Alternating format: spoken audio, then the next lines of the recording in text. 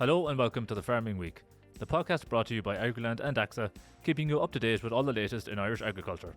I'm Charles O'Donnell and I'm joined this week by Kathleen O'Sullivan. Well, it's been a busy few days and we have a lot to get through, so let's start with the most pressing situation, I suppose, and that's the suspected cases of Bluetongue on a farm in County Down. 2 of those suspected cases were uncovered at the weekend and have since been confirmed as Bluetongue, with more cases now suspected on the same farm. Kathleen, where are we at the moment? Yes, Charles. So preliminary results of testing carried out on this County Down cattle herd have revealed suspected presence in a further 44 cattle. So Northern Ireland's Minister for Agriculture, Environment and Rural Affairs, Andrew Muir, has expressed disappointment in the preliminary results of the tests from the holding near Bangor. So the Minister has confirmed plans are in place for further testing on other farms in the 20-kilometre temporary control zone that was introduced last Saturday. While Bluetongue does not have any effect on human health or food safety, it is a non-contagious insect-borne viral disease that affects ruminants such as cattle, sheep, goats, deer, llamas and alpacas. With the Department of Agriculture, Environment and Rural Affairs focused on containing the spread of the virus, Minister Muir said the results of this preliminary testing is undoubtedly a blow for the owners and staff on the farm, which operates to the highest biosecurity standards.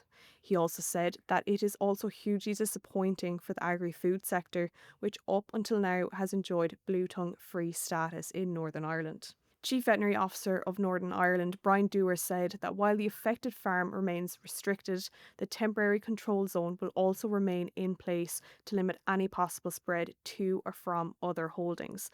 He said that the focus of Dare Vets is now on surveillance testing of herds within the 20-kilometre temporary control zone to ascertain if there has been further infection in livestock outside the holding.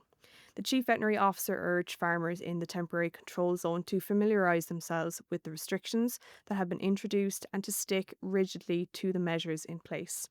The Ulster Farmers Union has said the current Bluetongue situation in Northern Ireland is a highly localised issue.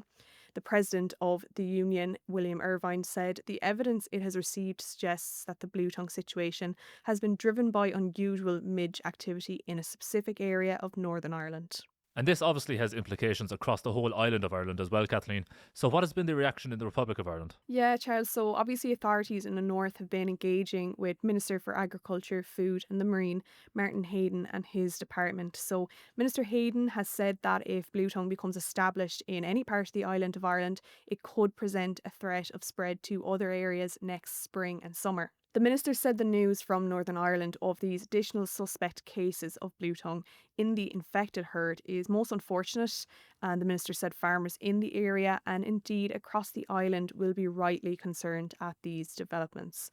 He said his department has been carrying out intensive surveillance for Bluetongue across the country for 2 years now, and that surveillance is being ramped up in light of this finding. The Minister reiterated that Bluetongue does not have any implications for food safety or human health, but that it does have a real impact on farmers whose flocks or herds are affected due to the financial and emotional stress which accompanies animal health and welfare consequences. He added that it is important to note that because Bluetongue is spread by midges, disease spread via insects is less likely in the winter and early spring months.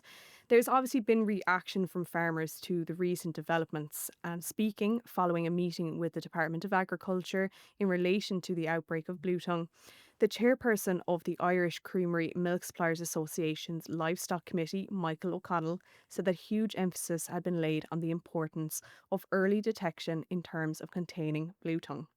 O'Connell is urging every farmer to immediately contact their vet if they have any concerns at any stage. He said that in the event of Bluetongue reaching the Republic of Ireland at some stage, the government, along with farmers and other stakeholders, must do everything possible to minimise its impact on the national herd and flock and the individual farmers concerned. He said that effort must address the availability of vaccine. The Irish Cattle and Sheep Farmers Association's Animal Health and Welfare Chair, John Barron, has said that whether suspected cases were confirmed or not, this situation is a wake-up call. We're going to stay on animal health now and briefly bring you an update on the bird flu situation. There was a further outbreak confirmed recently, Kathleen, wasn't there? Yeah, so the Department of Agriculture, Food and the Marine has this week confirmed that a new outbreak of bird flu has been identified in a turkey flock in County Cavan. So this brings the number to 5 of confirmed outbreaks of the highly pathogenic avian influenza in Ireland. In November, there were confirmed outbreaks of bird flu in County Laois, County Monaghan, County Meath and in County Carlow. So from November 10th, an order has been in place for all poultry and captive birds to be confined in a secure building to which wild birds cannot gain access. So according to the department, an estimated 80,000 turkeys have been culled on commercial premises because of bird flu outbreaks. Minister for Agriculture Martin Hayden recently outlined that his department has been implementing disease control and eradication measures in line with the EU animal health law provisions and national legislation. He said this includes the placing of 3-kilometre radius protection zones and 10-kilometre radius surveillance zones around each holding where an outbreak has been confirmed and implementing surveillance and disease control measures within these zones. According to Minister Hayden, bird flu has been circulating in wild birds throughout the country during 2025, and this is the primary risk of infection to poultry and captive bird flocks. So he has urged flock owners to remain vigilant of any signs of the disease and report any suspicion to their local regional vet office immediately. Well, if you were listening to the Farming Week or reading Agriland last week, you will have heard that the European Commission will propose that Ireland's nitrates derogation be extended for 3 years. However, this will have to be ratified by a vote in the EU Nitrates Committee, which advises the European Commission on matters relating to the Nitrates Directive, under which the derogation is granted. That committee is made up of representatives of EU member states, and according to Taoiseach Micheál Martin, the government is taking nothing for granted at the moment. The Taoiseach spoke at the AGM of the Irish Creamery Milk Suppliers Association last Friday, where I asked him about the potential new derogation. Assuming that the Nitrates Expert Committee passes this on the 9th, will farmers that are currently in derogation be able to continue to farm at their current derogation level from the 1st of January? Yeah, that's the intention, yeah. But I mean, again, a lot of detail has to happen yet. We have a lot of work to do. As I say, we're taking nothing for granted, and we're very conscious that there's a number of weeks to go yet on this. So Kathleen, before we get into the developments on the derogation this week, can you take us up to speed on what happened at the end of last week? Yes, Charles. So EU Environment Commissioner Jessica Roswell confirmed late last week that the European Commission had submitted a draft proposal to the EU Nitrates Committee to extend the Irish nitrates derogation. She said that it was now up to member states to agree to this before the Commission can formally adopt the proposal. Minister for Agriculture Martin Hayden was at the ICMSA's AGM last Friday, and he kept his cards close to his chest on the conditions for a proposed new nitrates derogation. And here is the Minister speaking to Agriland at the AGM last week. So look, we're in a process here that isn't completed yet. The next stage of this process is that the technical committee in Brussels for nitrates meets on the 9th of December. What I was able to confirm this week is that Commissioner Roswell has agreed, after really lengthy negotiations with her, to a set of proposals that I could agree to, that I think is the best possible outcome we can get for farming and for our agriculture sector and for water quality and for our environment and our habitats as well. And that's a proposal that has gone to that committee. And what I can say is that involves an extension of our derogation for 3 years, subject to certain conditionality. I will be able to be more open with people on that conditionality after the 9th of December, and even obviously I have to brief cabinet colleagues, which I haven't got to do yet, on that measure. This has been a really sensitive process. It's been a lengthy process. It's been one that I've had opportunities to make an agreement earlier that I wasn't willing to do because the conditionality wasn't something that I was willing to accept. So Kathleen, there were further developments this week. Can you take us through that? Yes, so the Minister briefed farm organisations and sectoral representatives on the details of the proposed derogation conditions on Wednesday. Agriland understands that Ireland may have to deliver a reduction in chemical nitrogen allowance of 5% and introduce increased buffer zones in specific areas to secure an extension of the nitrates derogation. Earlier this year, the European Commission had also written to the Irish government seeking assurances that Ireland had to demonstrate compliance with the Habitats Directive in relation to any nitrates derogation. There are 600 sites in Ireland designated under the Habitats Directive and the Birds Directive. Sites range in size from 1 hectare up to 76,000 hectares. If Ireland were to secure further nitrates derogation, it would be for a period of 3 years, and it is understood that this would be subject to Ireland meeting the necessary assessments under the Habitats Directive. Agriland also understands that the European Commission wants to see increased buffer zones introduced in specific catchment areas for derogation farmers only in order for Ireland to secure a new derogation. These catchments are believed to include Barrow, Nore, Slaney and Blackwater, but new conditions would not come in until 2028 to allow time for farmers to make the necessary preparations in advance. Irish dairy farmers are now anxiously awaiting the outcome of that crucial vote on the nitrates derogation by the EU's Nitrates Committee, which is scheduled for December 9th, so nothing is guaranteed until that vote takes place. We have had reaction to all of this, and that includes from Independent Ireland MEP Kieran Mullooly, who has said that the latest information emerging on Ireland's nitrates derogation places Ireland on an unfair and ineffective form of environmental parole. Mullooly said that from what we are hearing, the conditions proposed for extending the derogation from January 1st would be extremely stringent, he said, effectively placing Irish farmers on an environmental leash, the MEP warned. Mullooly said that the approach being considered would be much too high a price to pay for rural Ireland's key economic driver, he said. We'll move on now, and in the last week, payments were announced for a number of farm schemes, as is typically the case for this time of year. Kathleen, can you give us the rundown on those? Yeah, it's been a busy week for that, Charles. So, balancing payments under the 2025 Basic Income Support for Sustainability, Complementary Redistribution Income Support for Sustainability, and Areas of Natural Constraints schemes have begun this week. Payments under the Complementary Income Support for Young Farmers also commenced this week. The commencement of the Basic Income Support for Sustainability and Complementary Redistribution Income Support for Sustainability balancing payments will bring the total paid, including the support for young farmers, to 819 million, with over 116,000 farmers now in receipt of a payment under this scheme. This means that 281 million is issuing to farmers in the form of a balancing payment, with 98.4% of eligible applicants now in receipt of a payment under this scheme. Payments totalling 37 million have also issued to 96,000 farmers under the Areas of Natural Constraints scheme, bringing the total paid to 241 million, with over 99% of eligible applicants now in receipt of a payment under this scheme.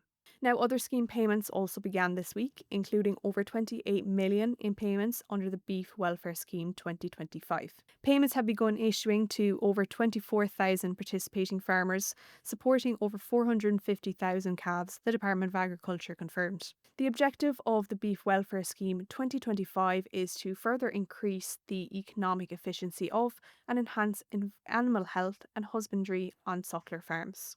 Meal feeding, which is a mandatory action under the scheme, will be paid at a rate of €35 per eligible calf. Vaccination, an optional action, will be paid at a rate of €12 per eligible calf, and the testing action, also an optional action, will be paid at a rate of €20 per eligible calf, up to a maximum of 45 calves across each action.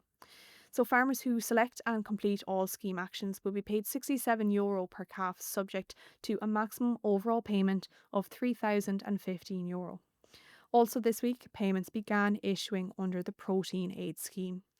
This scheme was introduced to provide support to tillage farmers in establishing nitrogen-fixing crops, which are of a huge environmental benefit, in addition to reducing the dependency on imported protein for use in animal feeds. Payments worth 9.5 million in total have commenced issuing under the 2025 Protein Aid Scheme. Minister for Agriculture Martin Hayden said that the payment provided under this scheme is an important support for tillage farmers for the growing of protein crops, including beans, peas, lupins and the protein cereal mix crop. According to the Minister, the Protein Aid Scheme has proven extremely popular with tillage farmers again in 2025, with around 18,000 hectares sown to protein crops. This year, 10 million has been set aside for the scheme, and payments are now commencing for the over 1,500 applicants.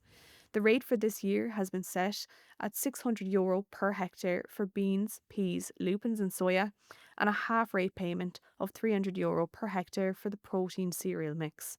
The department does advise that with all of the schemes, it can take a number of days for the money to reach farmers' accounts.